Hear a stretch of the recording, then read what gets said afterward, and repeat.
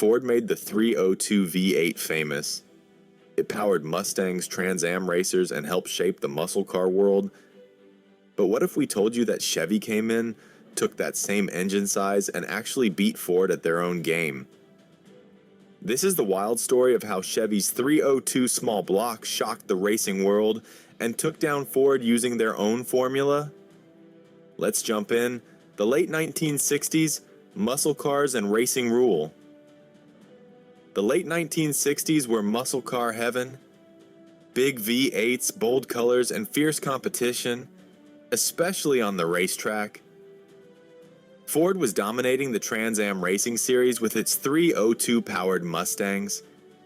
These small block V8s were high-revving, fast, and perfect for the 5.0-liter engine limit set by the series. Chevy wanted in, but there was a problem.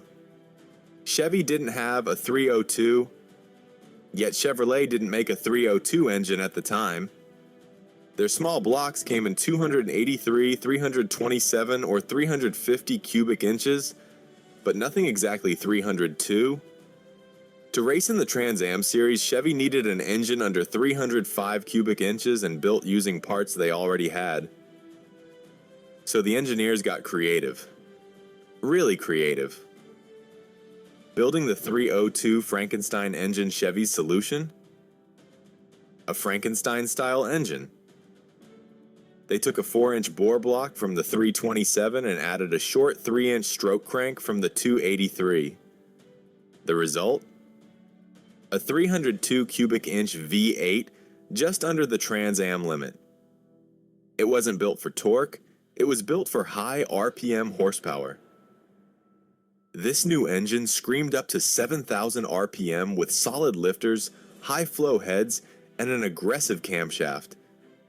It was wild, raw, and made for racing. And soon it would power a brand new car, the 1967 Z/28 Camaro. Enter the Z/28, Ford's worst nightmare. Chevy launched the Camaro Z/28 in 1967 as a direct answer to the Mustang GT350. At first, most people didn't even know what the Z/28 was. It wasn't heavily advertised, but under the hood was that 302 engine built for one thing, winning on the track. It had 290 horsepower on paper, but real numbers were closer to 350 plus. Chevy underrated it to meet insurance and class rules. With tight suspension, quick steering, and serious brakes, the Z/28 wasn't just fast in a straight line, it could handle corners too. Ford suddenly had a serious problem on its hands. Trans Am showdown, Ford versus Chevy. By 1968 and 1969, the Trans Am series became a battlefield between the Mustang and the Camaro. Ford had experience and success, but Chevy now had the Z/28, the 302, and a team of determined engineers. In 1969, it all came together. Chevy, with Roger Penske and Mark Donohue leading the charge, won the Trans Am Championship, beating Ford at their own game using the same 302 formula. The Z/28 and its 302 V8 became legends. What made Chevy's 302 so special? The Chevy 302 wasn't just a bored-out or stroked engine. It was a perfect blend of parts designed for high-rev performance. Here's what made it special. Solid lifter camshaft for high RPM power, forged pistons and crank for strength, high-flow camel hump heads, a dual-plane aluminum intake with a 780 cubic feet per minute Holley carb. It was a race engine that just happened to come in a street car.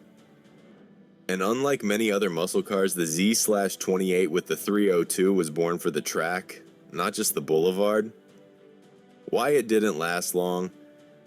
Sadly, the 302 engine didn't stick around for long. By 1970, Chevy dropped it from the Camaro lineup.